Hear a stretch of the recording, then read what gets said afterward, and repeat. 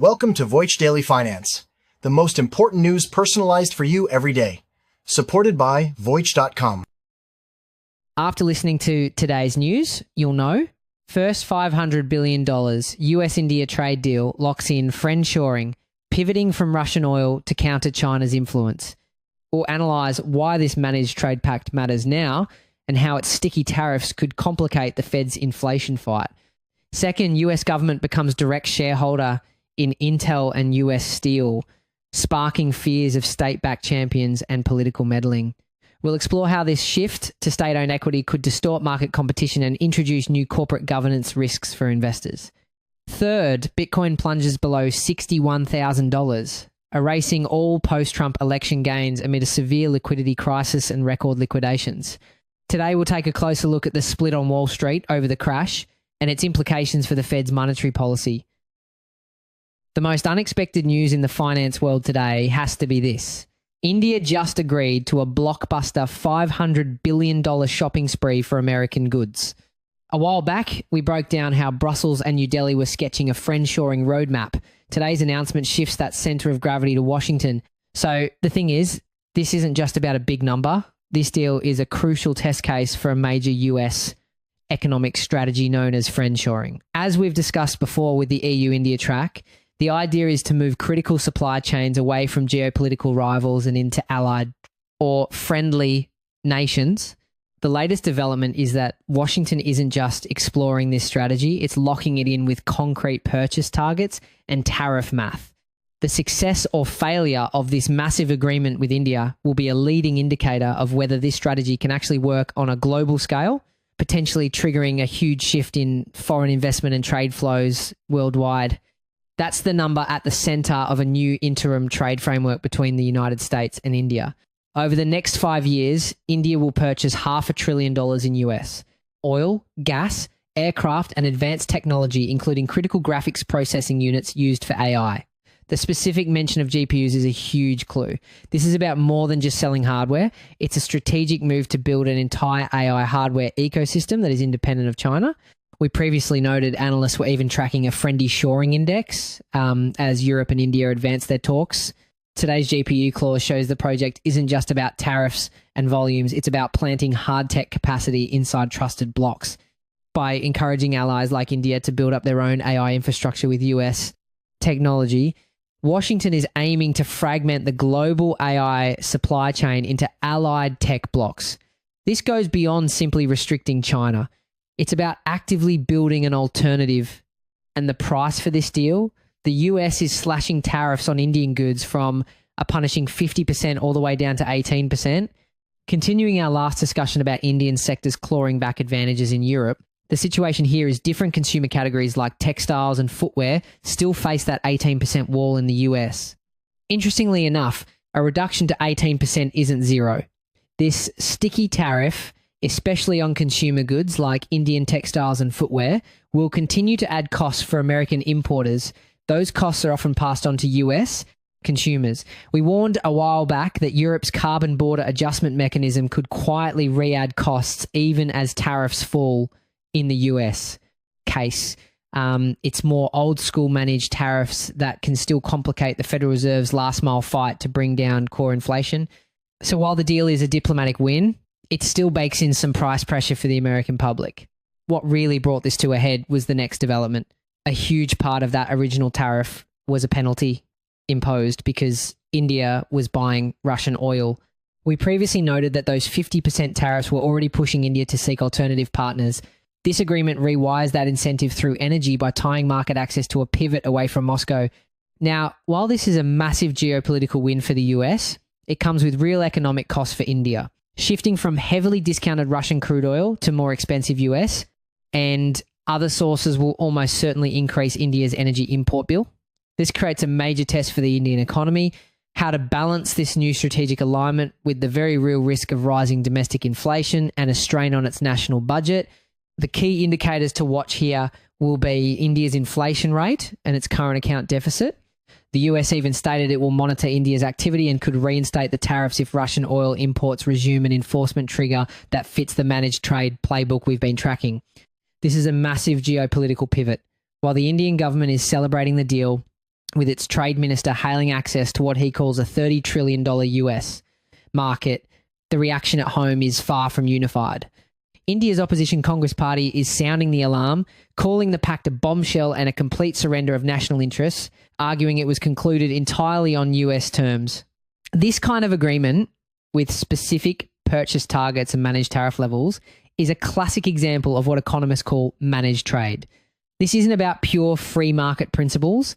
It's a transactional approach that prioritizes strategic goals over market liberalization. We saw a similar playbook in the US, China Phase 1 deal, and we've also discussed how Europe is blending tariff relief with climate-linked costs like CBAM, different instruments, same direction of travel. This could very well be the new template for how the US engages with major emerging economies, creating a new layer of uncertainty for the global trade rules established by the WTO. This is where the situation takes a more complex turn. The agreement explicitly states that both nations will cooperate to address the non-market policies of third parties, a clear signal aimed directly at Beijing.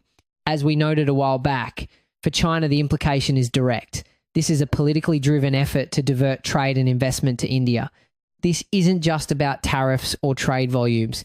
This is the strategic realignment of global supply chains, an energy market shakeup, and the formation of a powerful economic axis designed to directly counter China's influence with the Europe-India track we covered earlier and today's US-India framework now moving in parallel.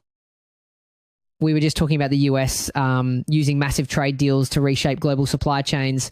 Now, it seems Washington is taking an even more direct approach at home, becoming a direct shareholder in companies like Intel and U.S. Steel, with experts saying it has no plans to sell. This isn't a temporary bailout.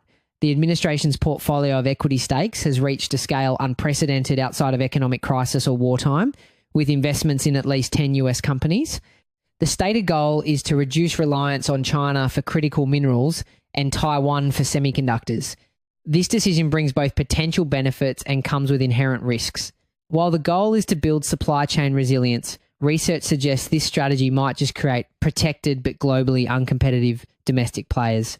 After all, China currently dominates about 90% of the global processing capacity for rare earth minerals, and their refined products are estimated to be 5 to 6 times cheaper than those produced in the West.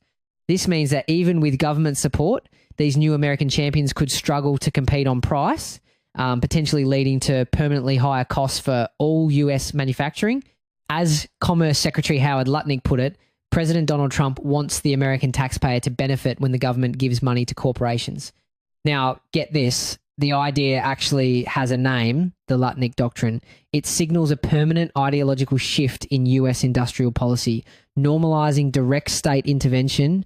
This sets a precedent for future administrations to use equity stakes to advance entirely different agendas, whether it's for green technology or specific labor policies, creating a new layer of policy volatility for businesses. But this strategy is creating what one trade lawyer calls an invisible barrier for new market entrants.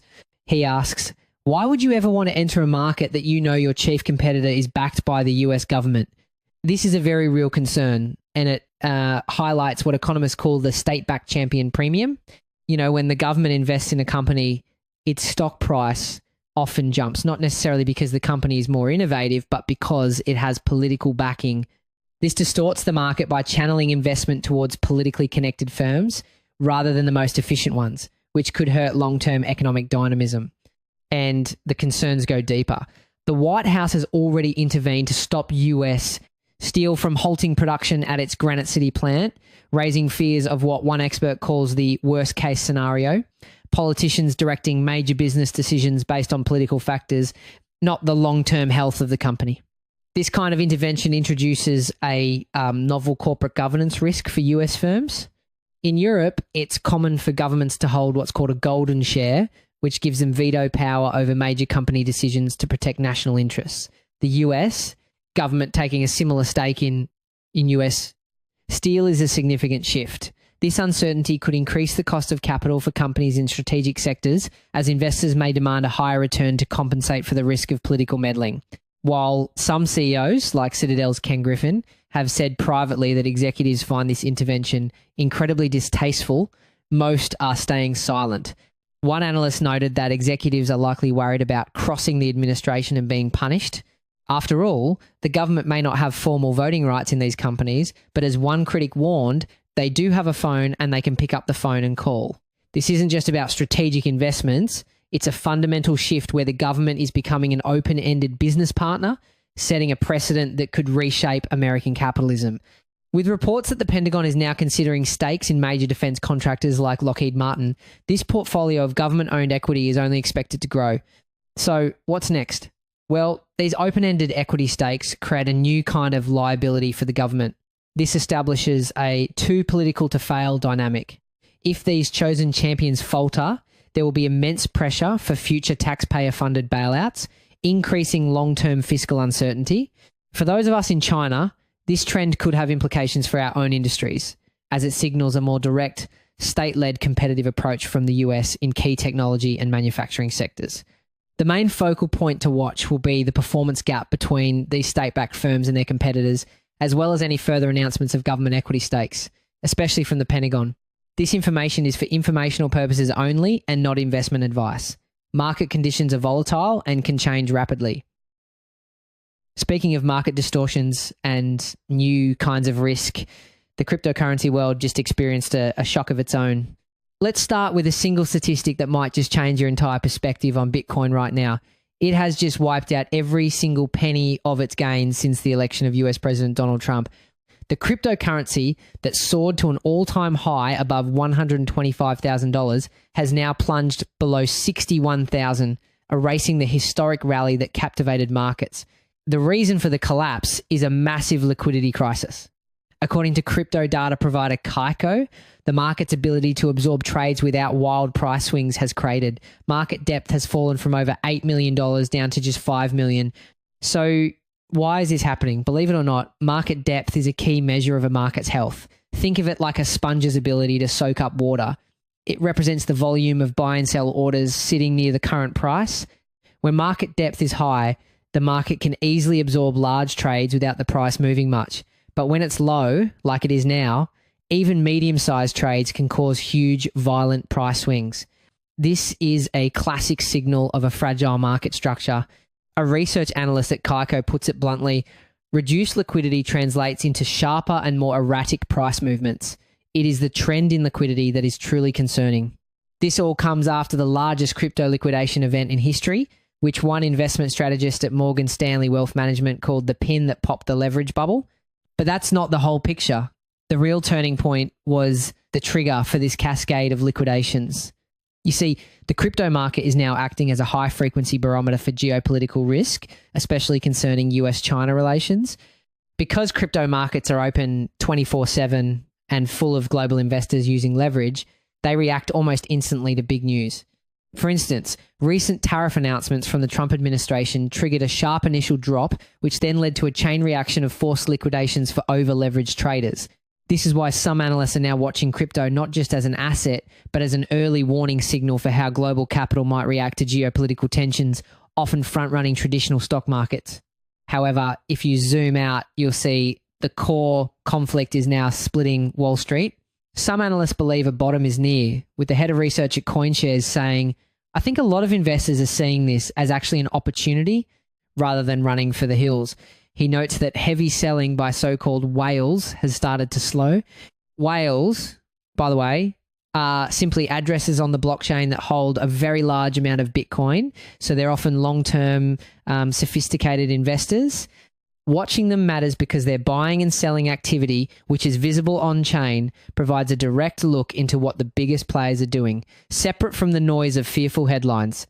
When these whales stop selling or start accumulating during a panic, it suggests they believe the asset is undervalued and are absorbing the supply from smaller panic-selling speculators. It's a key counter-signal that bulls are pointing to as evidence a bottom might be forming. If that was just the appetizer, the main course is just being served. The pro-crypto policies and campaign promises of a strategic Bitcoin reserve that fueled the initial rally have failed to stop the bleeding.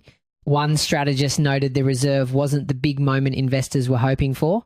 It seems the market may be waking up from a policy-induced dream. That initial rally was fueled by what some are calling a Trump crypto premium speculative hype.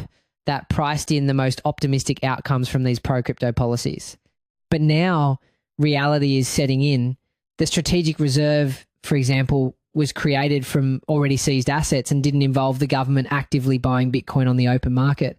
This forces a major reevaluation. The market is shifting its focus away from political sentiment and back toward fundamentals like technology, adoption, and most importantly, the Federal Reserve's monetary policy. While some look to buy the dip, others are sounding the alarm. Andrew Moss, head of digital assets research at Jefferies, delivers a sobering final verdict on the current market. We see few bullish indicators that suggest we may be approaching the bottom. So where do we go from here? The battle lines are drawn. We're seeing on-chain data, like those whales holding firm, suggesting underlying strength, while at the same time, we have the macroeconomic reality, a severe liquidity crunch, and the unwinding of policy hype. In the short term, this means Bitcoin and the broader crypto market will likely remain highly sensitive to Federal Reserve interest rate decisions and inflation data. If liquidity continues to dry up, it could put further pressure not just on crypto, but on other risk assets like tech stocks. The key indicators to watch will be changes in market depth and the Fed's commentary. This content is for informational purposes only and not investment advice. The cryptocurrency market is highly volatile. That's it for today on Voice Daily Finance. Follow, share, and stay tuned for daily updates coming your way tomorrow.